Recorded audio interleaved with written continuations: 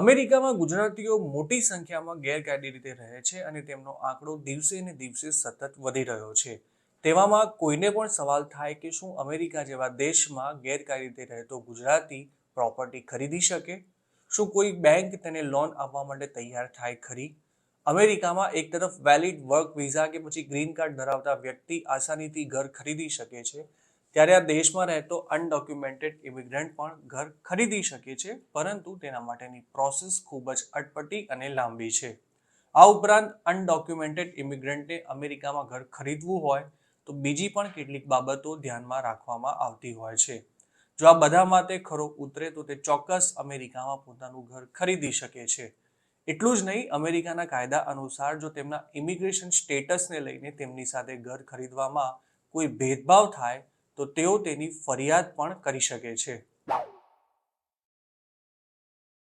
અમેરિકામાં ઘણા undocumented immigrants પાસે ઘર સહિતની પ્રોપર્ટી હાલમાં છે.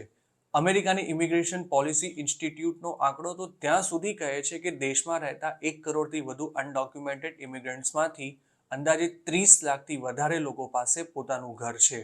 જો કોઈ અનડોક્યુમેન્ટેડ ઇમિગ્રન્ટને લોન ન મળી શકતી હોય તો તે કેશથી ચોક્કસ ઘર ખરીદી શકે છે, અને આવા વ્યક્તિને કેશમાં ઘર ખરીદતા અમેરિકાનો કોઈ પણ કાયદો નથી રોકતો.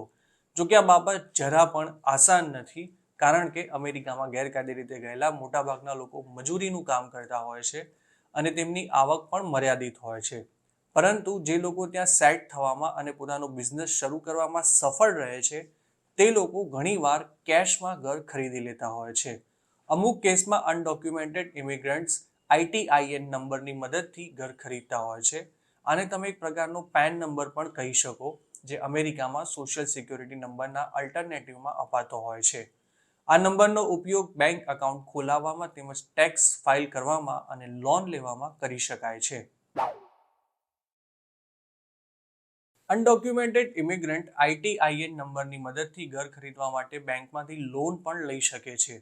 જોકે તેમાં રિસ્ક વધારે હોવાથી બેંકો વધારે વ્યાજ વસૂલે છે અને ડાઉન પેમેન્ટ પણ વધારે ભરવું પડે છે.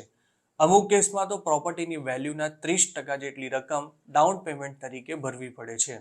આ ઉપરાંત લોન લેનારાના ક્રેડિટ સ્કોરને પણ ધ્યાનમાં રાખવામાં આવે છે.